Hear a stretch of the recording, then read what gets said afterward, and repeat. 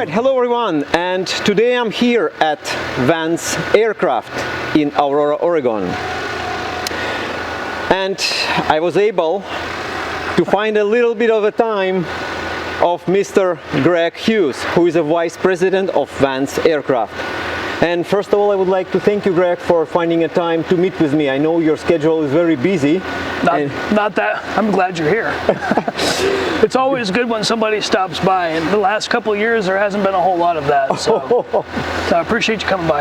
Yeah, thank you, Greg. So, well, as you know, I have two YouTube channels. Yep. One is pure English channel, and another channel is more focused on the Russian-speaking community. Right. It's a former Soviet Union countries. Right. And I started both channels when I started to build my RV-10 airplane a couple years ago. And I was surprised how much attention it attracted from the specifically Russian and, of course, English community. We have well, obviously there's a lot of people building RVs,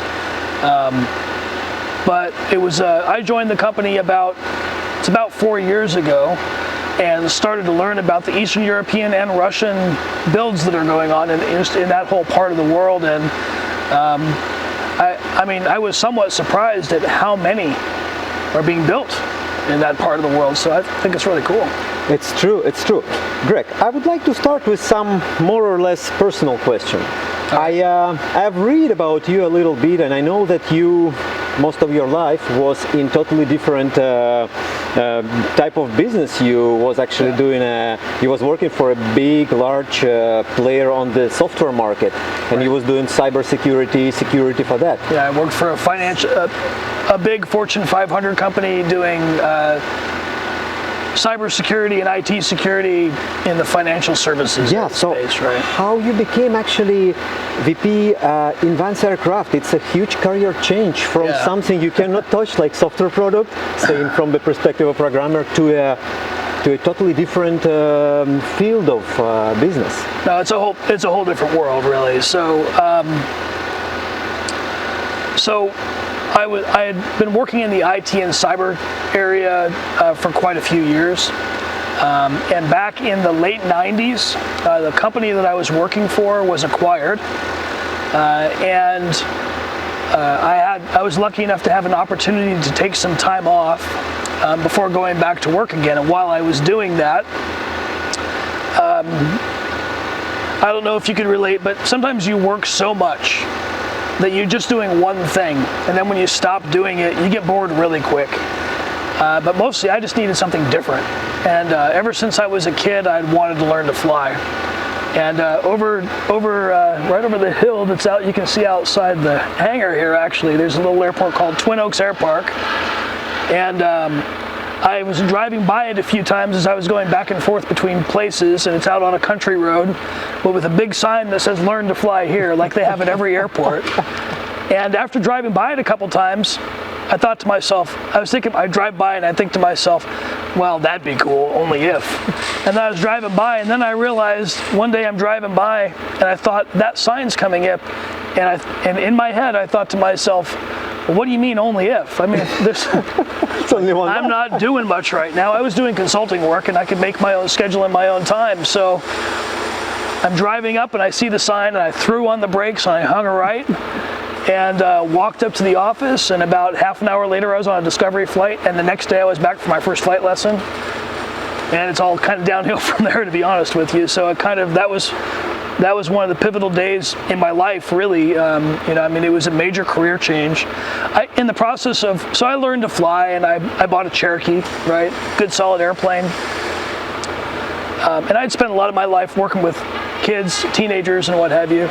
And there's a program called Teen Flight that was actually started here at Vance Aircraft. It was a group of teenagers by Scott, who's walking out in front of us here, and he had a group that built an RV-12 as a project, as a teen, sort of an educational, not attached to the school, but educational project.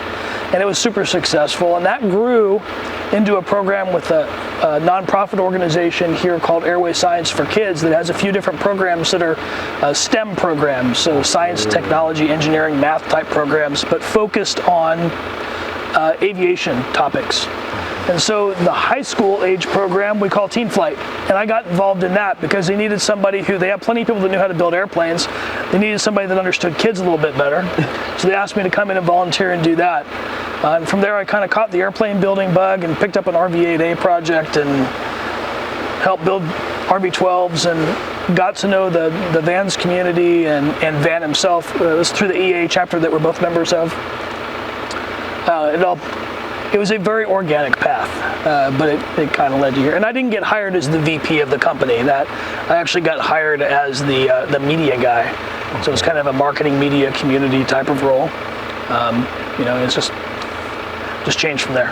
But I'm sure that since you're now a vice president of a company, your career path goes up, which means you're really doing a huge amount of work. And I know that because you're a very busy person. It's I'm definitely not the only busy person. There are a lot of us here that are incredibly busy, I'm privileged that I work with a lot of really talented, really dedicated people who really care about what we do. And that's important in this business, and a lot of us that work here are airplane builders, right? So we're not just running a factory, it's a passion. And, but we are really busy. There's no doubt about that. That's true. Greg, since mid-January when you and Ryan did the last update, it's already almost a month. Right. And I'm sure that all subscribers and all members of the forums are closely monitoring when the next update gonna happen. And I would like to ask, maybe if you have some updates, maybe something has changed since that moment. For example, I may say that just this morning I was reading about forums and found that a couple of people wrote like, wow, we're getting our kids finally. So it looks like it's starting to move. Maybe you would like to make some short update or say maybe some changes which may be interested to... So I could probably mention a couple of things. There's a lot of things in process right now, but we have, so to set the stage, I think it might be important to explain that everything has changed as far as the things that affect the business that we run, right? And some of those things are internal and some of them are external, and some of them we have direct control over and some of them we have a lot of influence over, and there are a few things that we have no control over, right? So the international container shipping and the costs, and especially the timing or lack of timing information associated with that is huge. As you know, the order rate is up. It changes the way we have to manufacture things and the sizes of our runs and whatnot, and the timing.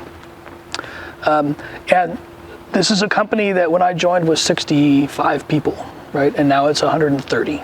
Wow. And that's in just a few years. And the order rate and the amount of stuff that we have to produce has way more than doubled, right?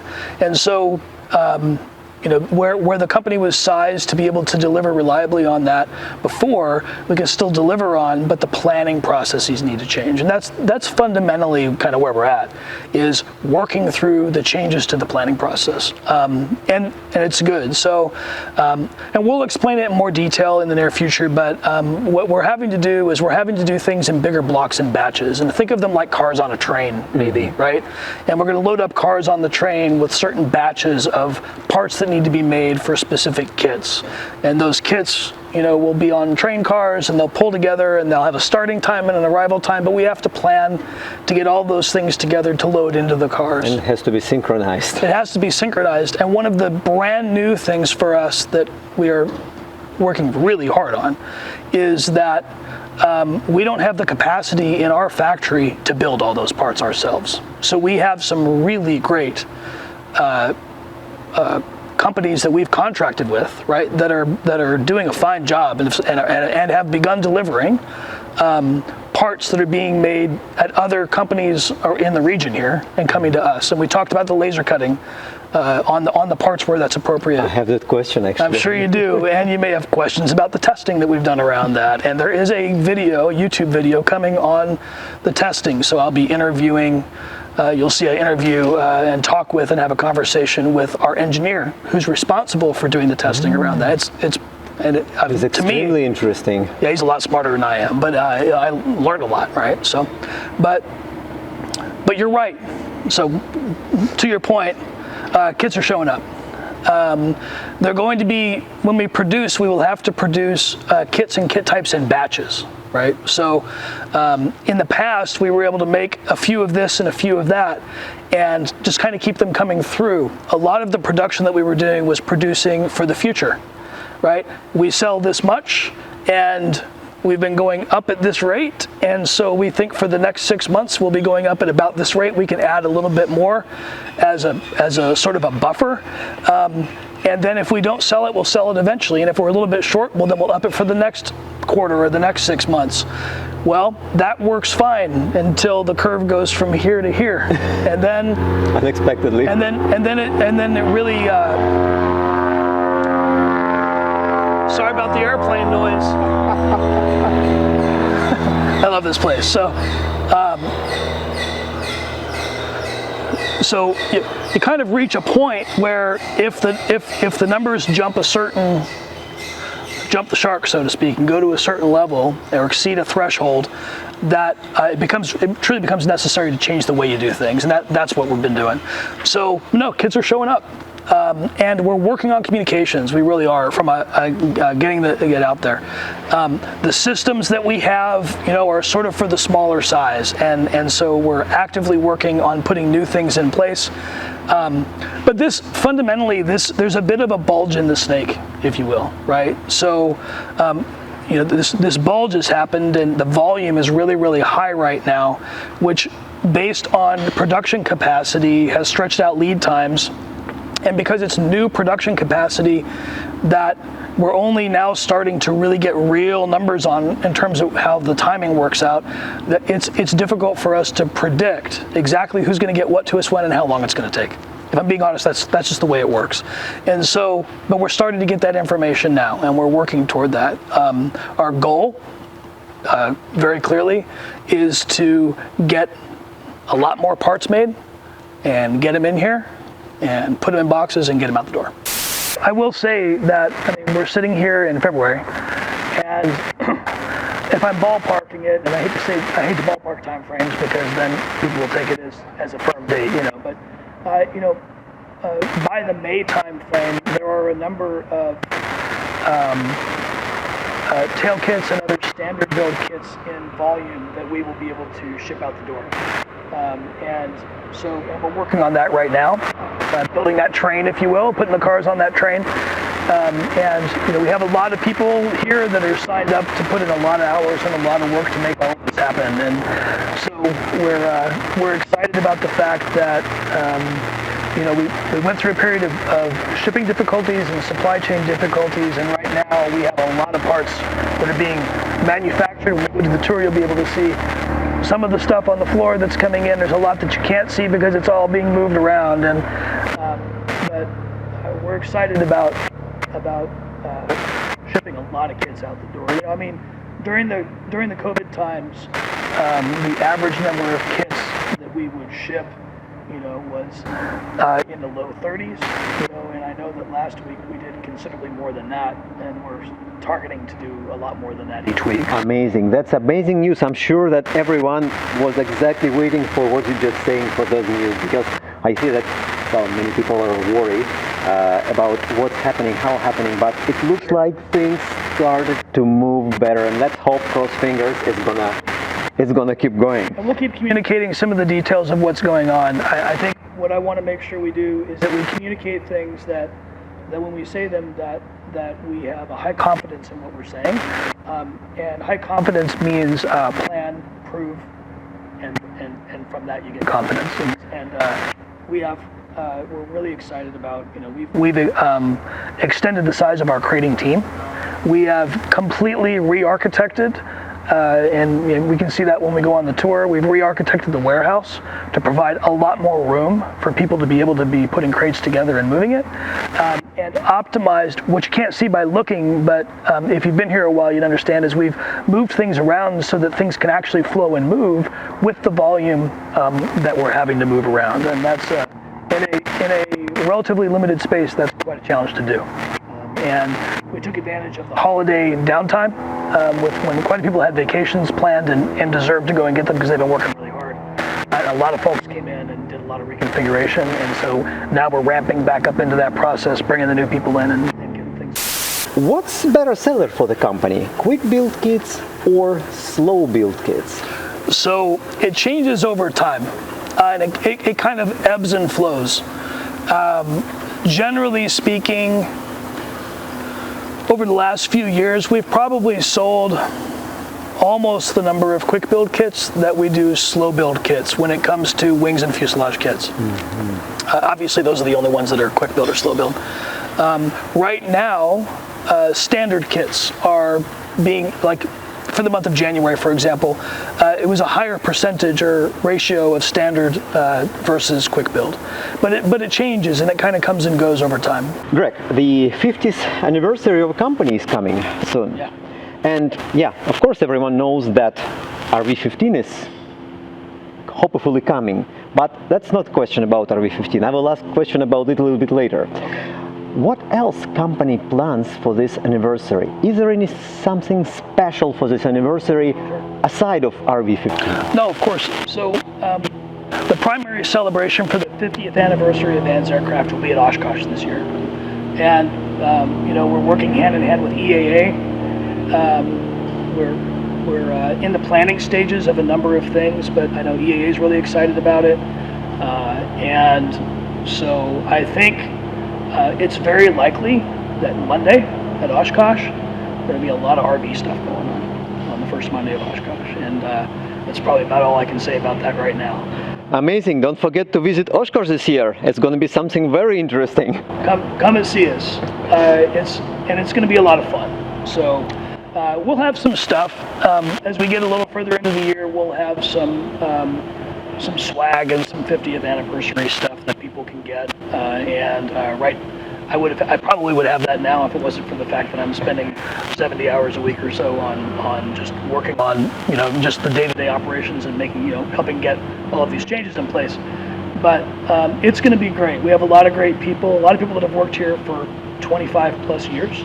Obviously, Van's been around for 50 years doing this, and it's a really exciting time. But I think it'll be fun. I would like to ask a question.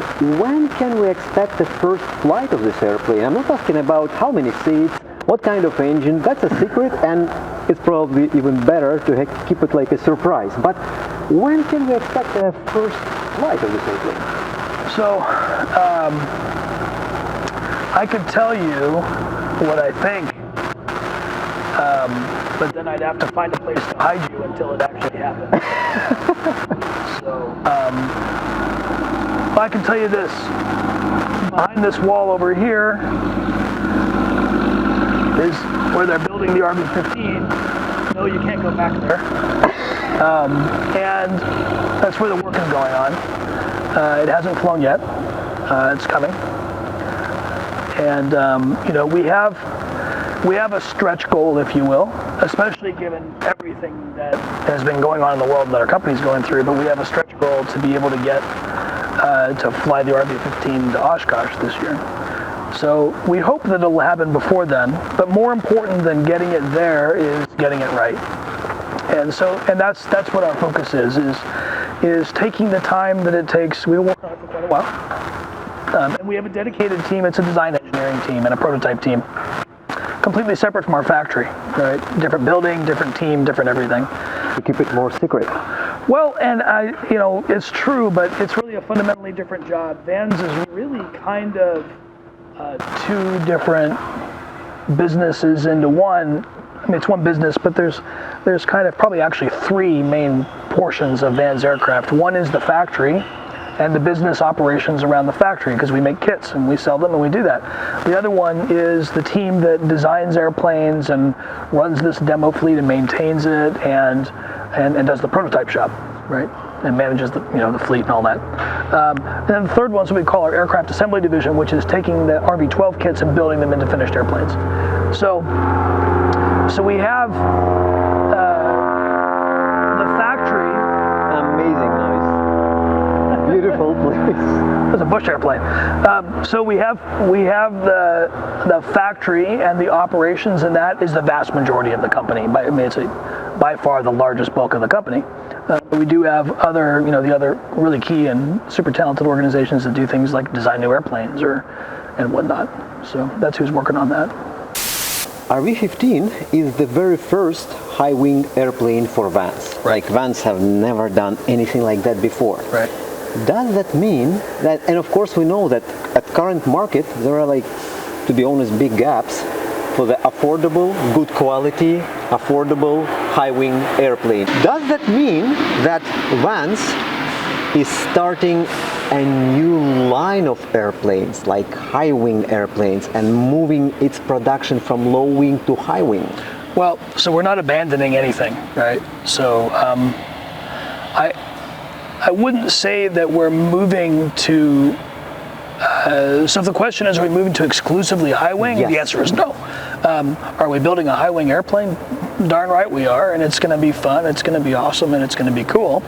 But this doesn't represent a permanent shift on the part of Vans Aircraft to, our low-wing airplanes are great airplanes, right?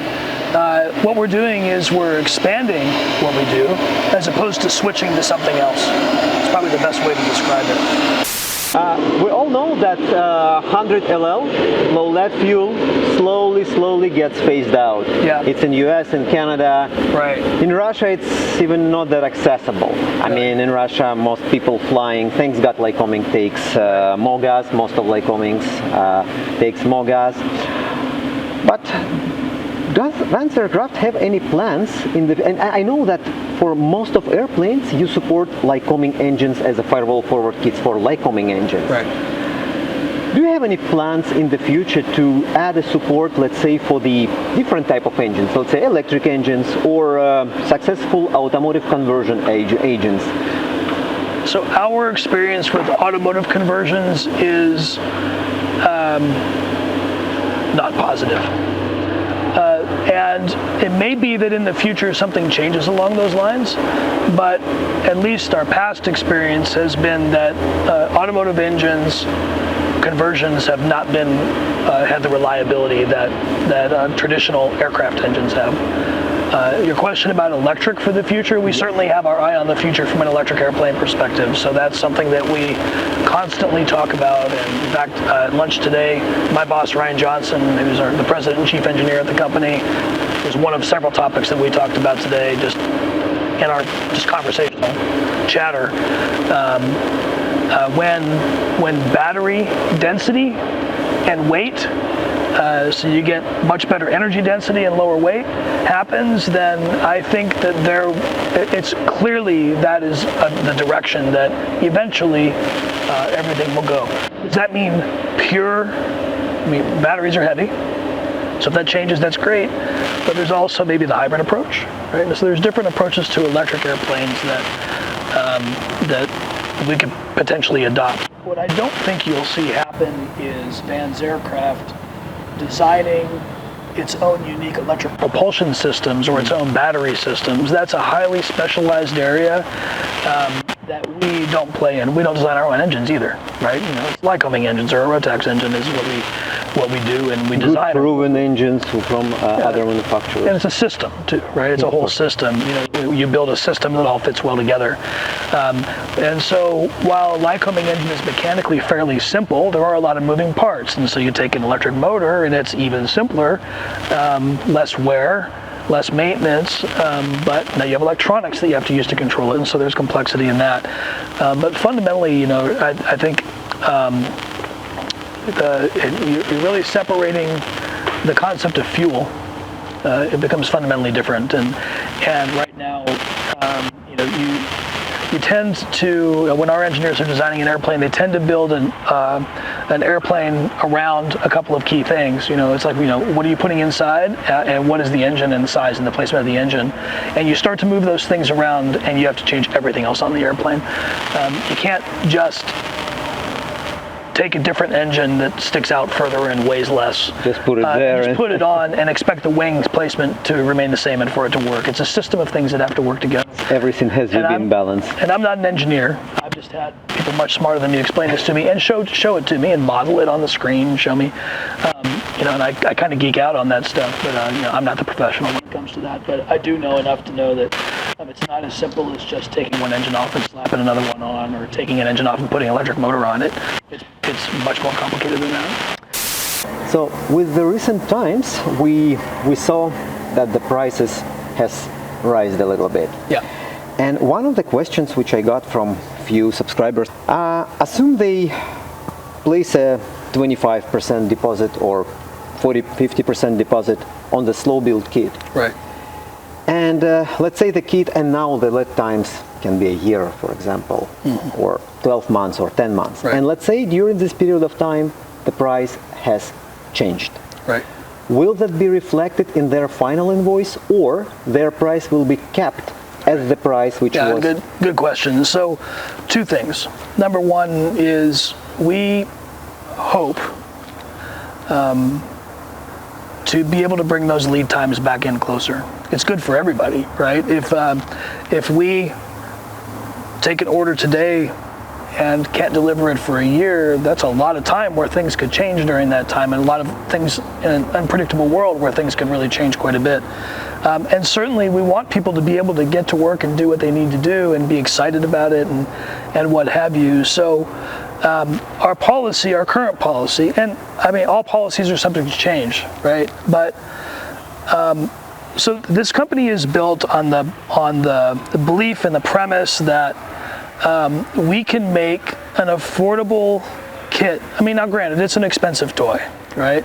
But that we can make a relatively affordable kit that the average person may have to work hard to do, but can acquire and can build a really uncommonly cool airplane. That's the purpose of this company, right? I mean, we have the same dreams and aspirations that you do in building airplanes, right? And so our policy right now is if you place an order today, and you make your 25% deposit, then two things happen. Number one, you get your place in line, and number two is you have established the kit that you were ordering at the price. That has been pretty difficult with the rising costs. The more we can move those numbers in, the better off we are. Inflation is continuing to hit us now. I anticipate that we will continue to have to raise kit prices. I would simply assume that we will have to do that because costs are going up all overall. The cost of the people that do the work, the cost of the materials, a lot of items, especially that we buy from third-party suppliers, over the last few weeks have been continuing to go up, and that's the reality of the world that we live in right now. We do everything we can to try to keep that cost down to the customer. That said, it doesn't do any good for us to go broke, because if you're the builder, you need us to be here to be able to deliver the next kit and the support and the parts and all the things that you need in order to be able to be successful. So it's a balancing act for us. But I tend to ramble, but to answer your question a little more directly is, as of right now, until we communicate otherwise, if you order a kit now, then you're ordering it, and that establishes the price at which you're buying the kit and your place in the queue, position in the queue, if you will. Earlier today, we started a discussion about laser cut parts, which attracts lots of interest. Sure. Can you please elaborate a little bit more? I heard that you acquired expensive equipment for the fatigue testing. Well, we'll have a YouTube video that we'll be posting with Bernardo, one of our engineers, and myself talking about the fatigue testing that Bernardo has done. We've done some extensive analysis, so actual part making of our parts at the vendors that are doing the laser cutting for us. And a bunch of test rig samples that Bernardo has used in doing the actual analysis of, he didn't just analyze, in fact, the laser cut parts, we also punched the same parts on our punch press. And he did the same testing on all of them, all of the variables involved in terms of how they're processed and produced, deburred or not deburred, types of rivets, quality of rivets, very thorough testing regime. 20, 30 years ago, when you were using high-powered CO2 lasers to cut metal, you were talking about low speeds and a lot of heat, and the options now are more varied. And the other thing is that we have the ability to do testing now that we didn't have before. So we can do real world, actual practical validation and analysis of the actual material here. And again, you'll meet Bernardo virtually through the video. But he came here from Boeing, and that's what he did at Boeing. And he came here. Crazy smart guy. That's very interesting to see that video. Really good at this stuff, and I think you'll enjoy it. It'll be fun. He does a nice job of explaining things, and so you look forward to that. That's very interesting. So when a customer places an order with Vance, I saw many times that the customers opt out for some parts from the order. Let's say they say, okay, I want different brakes, different wheels. Sure. I want different that. So basically there are two little questions here. First, do you guys monitor that? And yes. And the second, do you plan in the future, for example, to add those parts as additional option? I know that you have a beautiful stock part which flies well and everything is fine. Sure. But if, for example, you see that many customers want those Matco wheels, for example, and their valve, right, maybe it's a good idea to add it as the additional option. It's going to be expensive, of course, yeah, but customer pays what he orders. Sure. With the same time, he will get all at once. Do you have such plans? So the answer is it depends, right? So we have a long list of things that we would like to do. We have a significant number of items in the kit that third-party suppliers have developed alternatives to.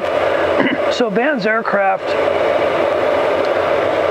like we said before, we've been around for 50 years. And over those years, there are a significant number of small businesses that have popped up. And many of them, what they make just for RVs, right? And that's their business, and that's their livelihood, frankly, right? So we can't be everything to everyone. So our purpose is to build a really good airplane. We focus on total performance. Land it and take it off slow, fly it fast, nice light handling, a light airplane that performs really, really well. Some people make heavy airplanes. We're probably not going to offer the stuff that makes airplanes really heavy. It just doesn't fit in our individual or company DNA. That doesn't mean that people can't add a lot of stuff to their airplane, right? Now, it's not always about weight. Sometimes people like the way somebody else's cowling looks, or they just like something. Perfectly fine. The beauty of the experimental amateur built airplane, the experimental market, is you get to make it your airplane. So there are some things, we certainly have a list of things for the existing fleet that we say, you know what, we got to prioritize and we'll have to choose, but it'd be nice if we could change that, or if we could add that. We certainly do have, a desire to do options or to enhance existing airplanes. I mean, I think the RV-14 is a good example of where that's happened recently. So unfortunately, the airplane's not here right now. Actually, I think it's back in the shop, but the RV-14A we have with the IO390 EXP119 engine on it, with a new special exhaust and a whole new lower cowl, and it puts out a lot of horsepower, and it's got the same fuel servo on it that this airplane has, right? For the 6-cylinder engine, it's the fuel pump is huge, and I flew it to LA and back a couple weeks ago. I can tell you, it's a monster, right? It's fast, and it's a fun airplane. It's a muscle car. So, and the airplane's a great airplane without that. I mean, and it's still a really great airplane, but you put that in, and it's kind of like going from the Mustang to the Mustang GT or something like that, right? I mean, it's taking it up a notch. And those are the kinds of things that we like to do, So we knew the RV-14 had a little bit more in it, and we put a little bit more in it. We work with the partner companies to do that. I mean, we're not gonna go and make every design of cowl that everybody might possibly want. There's people doing that, and they're doing it well. We're focusing our energy on the core work that we do, which is designing and building and delivering kits so that you can build a really cool airplane. Amazing. And if your definition of really cool means you want to go and get a different shaped wingtip or whatever you want to do, then we're excited to provide the platform for you to do. Amazing. Yeah. Probably the last question for today. Considering all those delays, what's happening right now, considering all this situation with high volume orders versus the ability to supply, do you see any way how customers, WAF community, can help you guys? Because we are all on your side, we all really want for our parts, but we want to help. Do you see any way how we can help in this situation? Maybe something what you have in mind to say about how we can help you? I mean, I think what we have fundamentally is a supply chain, material, and production massive volume change that happened all at once that we're working through. A lot of what you all can do, and I remember that community too, right? But of course, what people in this community are doing and can continue to do is send our team a nice note. Give them the thank you, and I can guarantee you there's nobody here that is conspiring to not ship kits. That's not happening. Everybody here is working ridiculously hard to change everything fundamentally about how we produce and deliver because the massive volume change demands it. And I'm not going to make excuses for us, right? I mean, it's a difficult time, and we're pushing through it. We're working through it. And the nice thing is that right around the corner here, over the next few months, the volume's going to increase, and that's going to be good. And these things are going to happen in waves, right? So you can expect that. And there's still a lot that we don't have direct control over. So international shipping containers that we need to get right now, and they tell us they're working on it, and we don't get it for 3 months. That's 3 months right there. And 3 months of parts sitting waiting for a container, that puts a massive dent in the schedule and in the workflow. We had that happen just 2 weeks ago.